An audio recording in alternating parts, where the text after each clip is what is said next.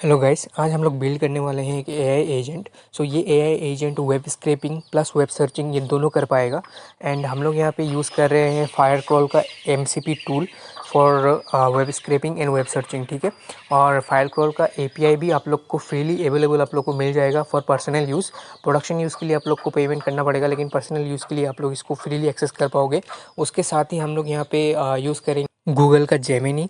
तो आप इसका एपीआई भी आप लोग इसका एक्सेस कर पाओगे विदाउट एनी मनी। आप लोग इसको फ्रीली एक्सेस कर पाओगे और आपको कोई क्रेडिट कार्ड भी आप लोग को यहाँ पे सबमिट करने की ज़रूरत नहीं है। जैसे कि ओपन एआई में आप लोग को क्रेडिट कार्ड सबमिट करना पड़ता है फॉर फ्री यूज़, तो यहाँ पे आपको कोई ज़रूरत नहीं पड़ता। आप डायरेक्टली एक्सेस कर पाओगे गूगल जेमिनी 2.5 फ्लैश बोल के एक मॉडल है, तो उसका फ्री में आप लोग यूज़ कर पाओगे, ठीक है। तो ये सब हम लोग यूज़ करेंगे आज इस एजेंट को बिल्ड करने के लिए। उसके बाद मैं अपने प्रोजेक्ट का आपको ओवरव्यू दे देता हूँ। तो यहाँ पे क्या हो रहा है, यहाँ पे मेरे पास एक मेन डॉट पाई फाइल है, एक सर्वर पैरामीटर डॉट पाई फाइल है और एक मॉडल डॉट पाई फाइल है, ठीक है। तो मेन डॉट पी वाई तो आपको पता ही है, जैसे मैं पैकेज मैनेजर यूबी यूज़ कर रहा हूँ, ठीक है। तो यूबी इनिट जैसे मैं करूँगा तो मेरा प्रोजेक्ट इनिशियलाइज हो जाएगा जिस भी फोल्डर में बना रहा हूँ, ठीक है। तो वहाँ पे मेन डॉट पी वाई और मेरे को गिट इग्नोर वगैरह वो सब मिल जाएगा, प्रोजेक्ट फाइल जो भी रहता है वो सब मिल जाएगा, ठीक है। और मेन डॉट पी वाई के साथ मैं एक्स्ट्रा दो और फाइल बनाऊंगा जिसका नाम होगा server parameter dot P Y और मॉडल डॉट पी वाई।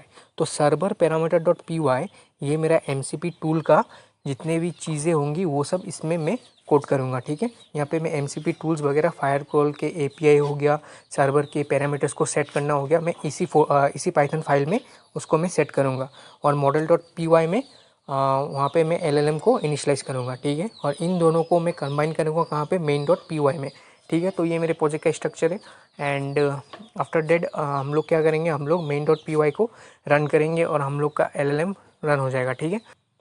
और ये सब कोड वगैरह आपको गिटहब पे मिल जाएगा। You can check my description for GitHub link.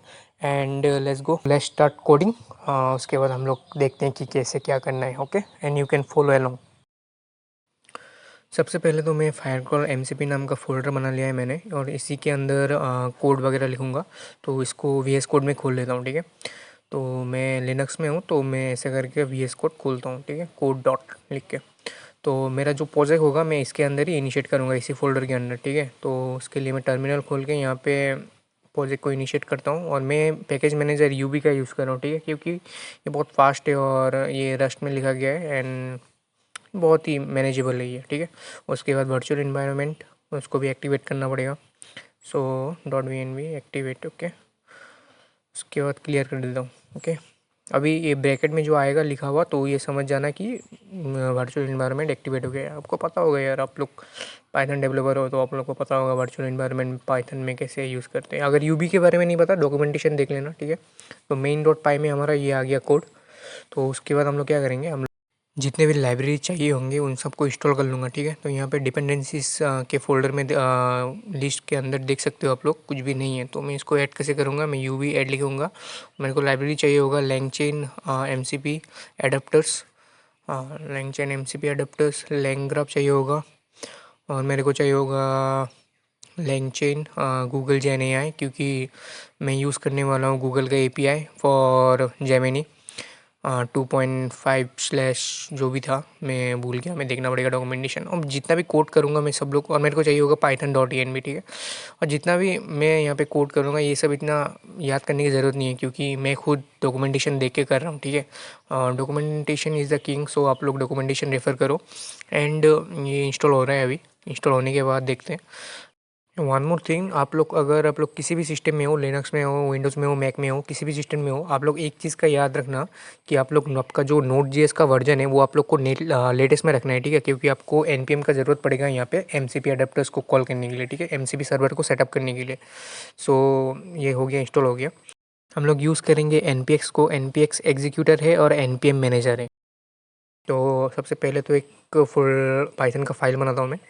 Server parameter जैसे कि मैंने कहा था, हम लोग का स्ट्रक्चर कैसे होने वाला है उस हिसाब से मैंने बना लिया है server parameter dot P Y का एक पाइथन फाइल, ठीक है। तो यहाँ पे सबसे पहले तो लाइब्रेरीज को इंपोर्ट कर लेता हूँ। From M C P import S T D O server parameter and में चाहिए होगा फ्रॉम डॉट एन बी, क्योंकि हमें इन्वायरमेंट वेरिएबल को भी लोड करना है। And import O S. उसके बाद मेरे को एक .env बना लेता हूँ मैं सबसे पहले तो। .env नाम का एक फ़ाइल बनाता हूँ .env। उसके बाद यहाँ पे मैं क्या करूँगा, मैं अपने क्रेडेंशियल यहाँ पे सेव करूँगा, जैसे कि गूगल एपीआई की हो गया। उसके बाद जो मैं एमसीपी का सर्वर यूज़ करने वाला हूँ जो है फायरक्रॉल एमसीपी सर्वर, उसका एपीआई की चाहिए होगा मेरे को, तो ये मैं यहाँ पे सेव करूँगा। तो .env का फ़ायदा क्या है, .env का फ़ायदा है कि अगर मैं इसको गिटहब में पुश करता हूँ तो मैं गिट इग्नोर में .env लिख सकता हूँ और मैं अपने क्रेडेंशियल को हाइड कर सकता हूँ, ठीक है। तो .इन्वायरमेंट वेरिएबल क्या है, इन्वायरमेंट वेरिएबल हम लोग को क्रेडेंशियल को सेव करने में हेल्प करता है, ठीक है, अपने इन्वायरमेंट में, ठीक है। तो ये सब करने के बाद अभी सबसे पहले तो मेरे को यहाँ पे कॉल करने के लिए एपीआई की यहाँ पे सेव करने के लिए यहाँ पे एक लोकल वेरिएबल बनाना पड़ेगा और यहाँ पे मेरे को os.getenv करना पड़ेगा। और ये करने के बाद मेरे को यहाँ पे फायरक्रॉल एपीआई की जो मैंने इन्वायरमेंट वेरिएबल में नाम दिया है .env में नाम दिया है, वही नाम को मेरे को यहाँ पे सेव करना है, ठीक है। तो getenv उसी फाइल में जाके देखेगा कि कौन से नाम का क्रेडेंशियल कहाँ पे है, तो उस हिसाब से ये उसको कंटेन करेगा, ठीक है। उसके बाद मेरे को क्या करना है, मेरे को एक बनाना है सर्वर पैरामीटर नाम का एक वेरिएबल और उसमें मेरे को डालना है stdio पैरामीटर्स, ओके।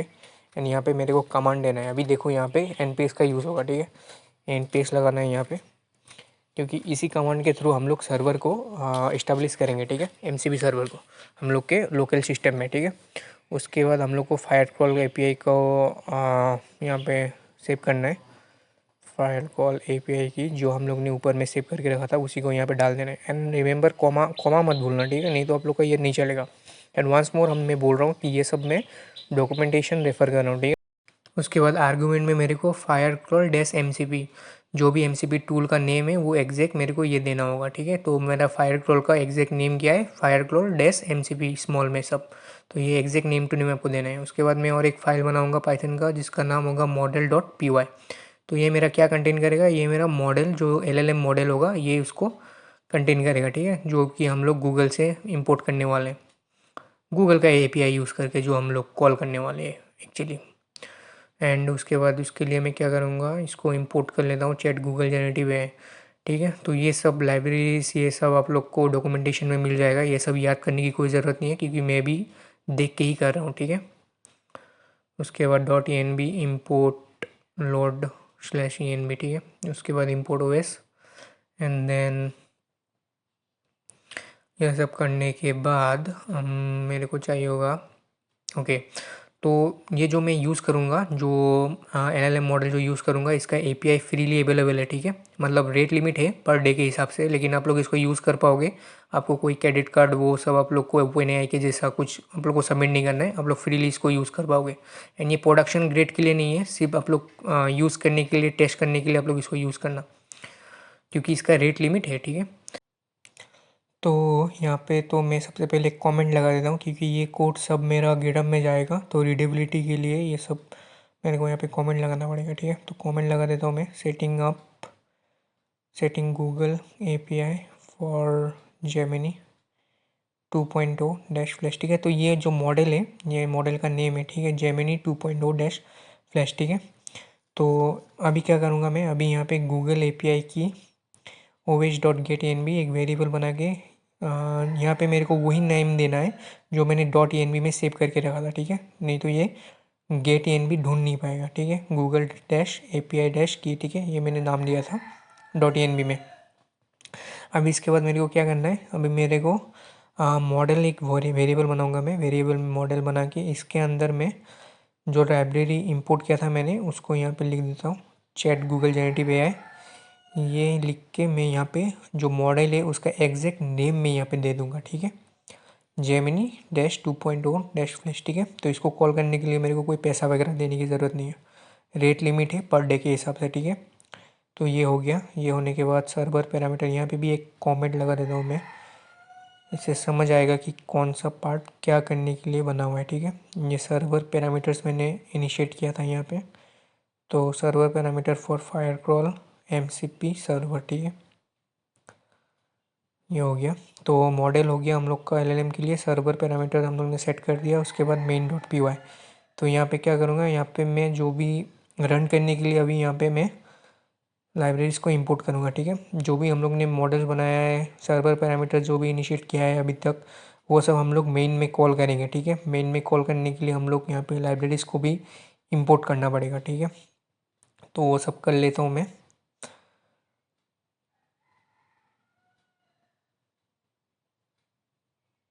ये सब करने के लिए यार मैं लैब डॉक्यूमेंटेशन का हेल्प ले रहा हूँ, ठीक है। तो ये सब मैं कोई भी कुछ भी मैं याद करके नहीं लिख रहा हूँ।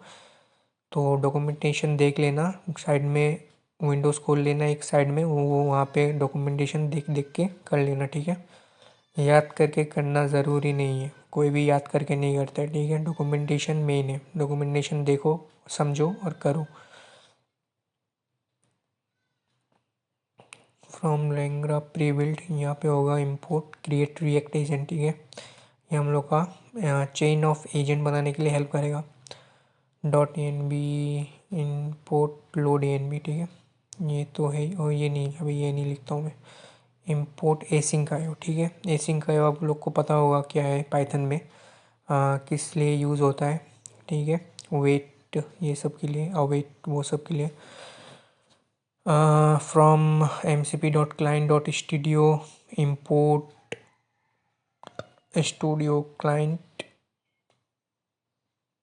STDIO, ठीक है। ये स्टूडियो नहीं, मैं स्टूडियो बोलता हूँ यार, मेरे को वो सी जब मैंने सीखा था, सी के टाइम से मैं इसको स्टूडियो बोल के आ रहा हूँ यार, क्योंकि मेरे मुंह में आ जाता है यार स्टूडियो।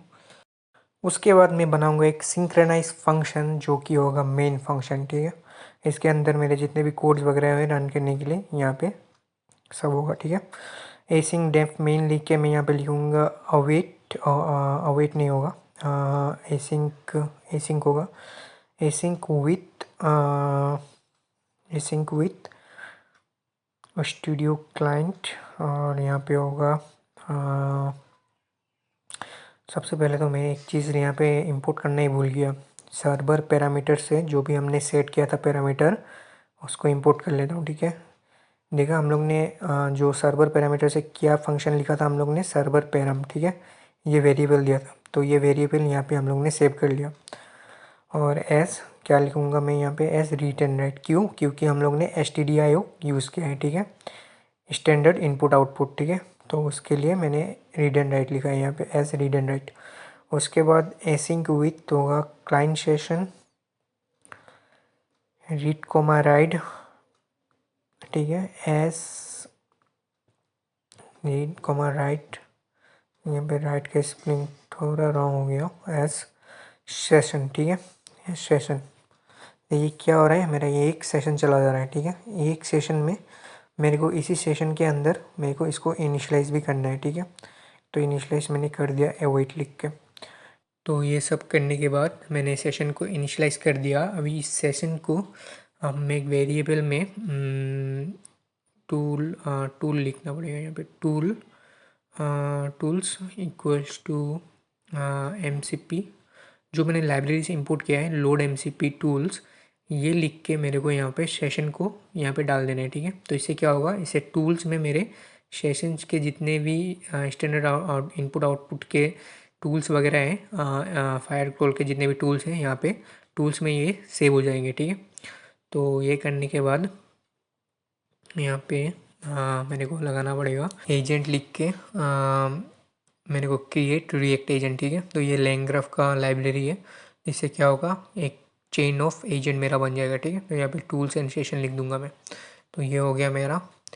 ये होने के बाद मैं यहाँ पे लिखूँगा मैसेज, ठीक है। मैसेज अभी ये इंपॉर्टेंट है, ठीक है। यहाँ पे मेरे को करना पड़ेगा थोड़ा सा प्रॉम्प्ट इंजीनियरिंग, ठीक है। यहाँ पे मेरे को करना पड़ेगा क्या, प्रॉम्प्ट देना पड़ेगा। प्रॉम्प्ट क्या, सिस्टम को मेरे को प्रॉम्प्ट देना पड़ेगा, ठीक है। क्यों, क्योंकि मैं जब अपने LLM को कॉल करूँगा कि ये वाला फायर क्रॉल का टूल ले और वेब में जाके सर्च कर ऐसा वाला पर्टिकुलर वेब, या फिर उसको स्क्रिप्ट करो, तो मेरे को उस सिस्टम को पहले से बताना पड़ेगा कि क्या पर्टिकुलर टास्क मेरे को उसको असाइन करना है और उसको क्या पर्टिकुलर टास्क उसको करना है, ठीक है। तो उसके लिए मैं यहाँ पे कंटेंट लिखूँगा, content you're helpful agent that summarizes नहीं, डेट प्रोवाइड्स डिटेल्स। यहाँ पे आप लोग कुछ भी लिख सकते हो अपने हिसाब से, ठीक है। अपने एजेंट को कुछ भी, मतलब पहले से उसको समझाने के जैसा आप लोग दे सकते हो उसको कि ऐसा ऐसा काम करना है तुमको, तुमको ये टूल वगैरह दिया जाएगा और तुमको ऐसे ऐसे काम करना है, ठीक है। तो इस तरह से यहाँ पे थोड़ा तुम लोग को प्रॉम्प्ट इंजीनियरिंग वगैरह करना पड़ेगा, ठीक है। तो उसके बाद मैं यहाँ पे कॉल करने वाला हूँ, ठीक है। तो कॉल करने के लिए मैं यूज़ करूँगा लूप, ठीक है, वाइल लूप को, क्योंकि मेरे को इसको कॉल करते रहना है, मेरे को एक बार कॉल करके इसको कट नहीं करना है। तो इनपुट दे देता हूँ डैश डैश डैश देके यूज़र, और अगर यूज़र ने 1 क्लिक किया तो ब्रेक हो जाएगा, ठीक है। और अगर नहीं हुआ तो मैं क्या करूँगा, मैसेज को अपेंड कर दूँगा। अपेंड करने के बाद मैं यहाँ पे यूज़र मैसेज दे दूँगा यहाँ पे, ठीक है। अपेंड करके मैं यहाँ पे दे दूँगा रोल। रोल यहाँ पे क्या होगा, रोल होगा यूज़र एंड कंटेंट, थोड़ा सा यहाँ and content equals to, contents equal नहीं, ये डिक्शनरी है तो इसको मैं यूज़र दे देता हूँ, ठीक है। उसके बाद मैं क्या करूँगा, ट्राई में लिखूँगा, ठीक है। क्यों, क्योंकि मेरे को एरर नहीं चाहिए। तो इसके लिए मैं ट्राई एजेंट रेस्पॉन्स एक वेरिएबल बना के इसके अंदर मैं लिख दूँगा एजेंट स्लैश एजेंट, नहीं नहीं नहीं, मेरे को एजेंट क्या था, मैंने अवेट एजेंट, ठीक है, एजेंट ही था मेरा, agent dot A I invoke, ठीक है।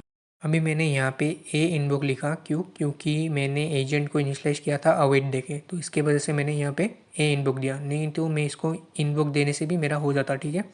लेकिन इनिशलाइज मैंने अवेट देके लिखा तो मेरे को ए इनवॉक लिखना पड़ा यहाँ पे।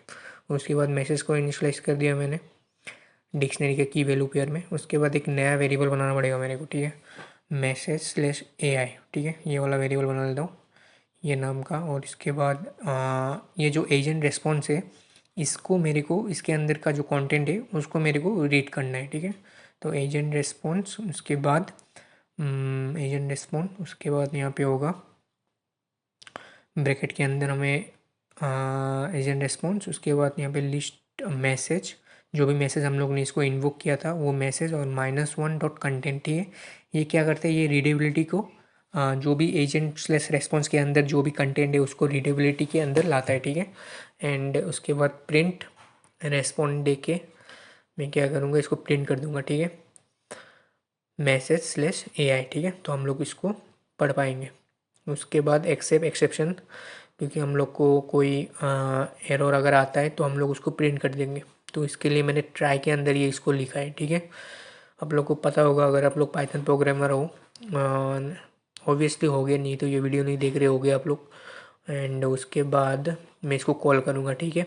अभी मेन फंक्शन को हम लोग कॉल कर देंगे। तो उसके लिए आप लोग को पता होगा कि एसिंग डेफ मेन जो लिखा है मैंने, उसको रन करने के लिए मेरे को एसिंग आयो लिख के उसको रन करना पड़ेगा, ठीक है।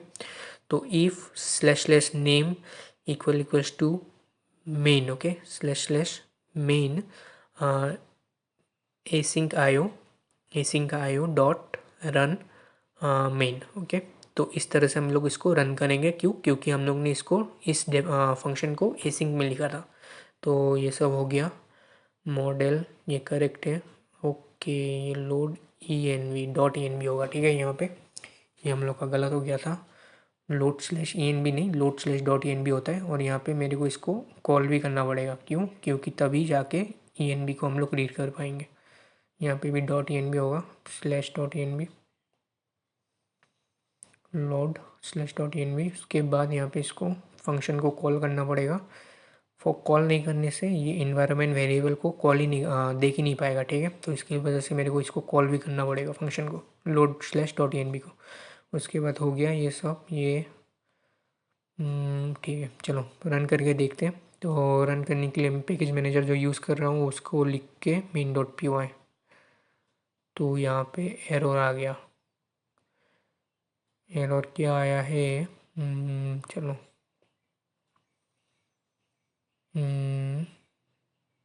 देखते हैं फिर से। चलो अभी क्या है,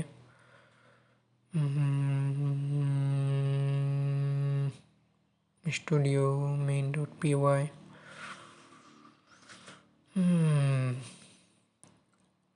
चलो ये तो ठीक है।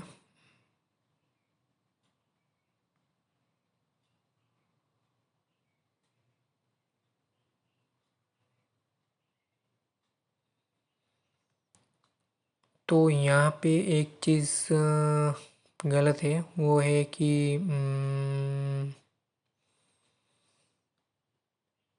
सर्वर पैरामीटर, और मैंने यहाँ पे जो मॉडल है ये लिखा ही नहीं है। तो मेरे को ये मॉडल यहाँ पे, ये जो मॉडल मैंने यहाँ पे लिखा है इसका यूज़ ही नहीं किया। क्यों यूज़ नहीं किया मैं भी वो दिखाता हूँ आप लोग को। ये जो मैंने एजेंट बनाया है, क्रिएट रिएक्ट एजेंट, आप लोग देख पा रहे होगे, टूल्स और सेशन, मेरे को यहाँ पे देना है मॉडल, ठीक है। मॉडल कॉमा टूल्स, मॉडल होगा पहले, ठीक है।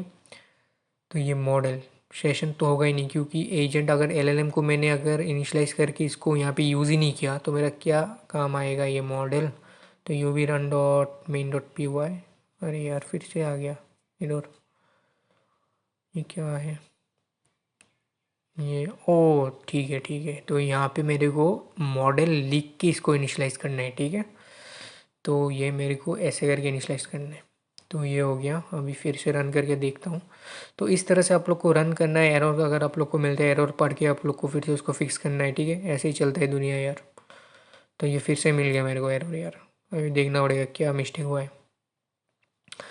Initializing fire M C P, ये हो गया, ठीक है। ये सब ये सिंगा create task read comma write, ये भी ठीक है।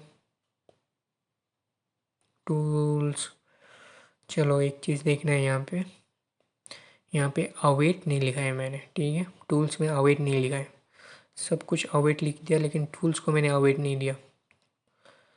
अभी रन करके देखते हैं, U V run main dot P Y, ठीक है।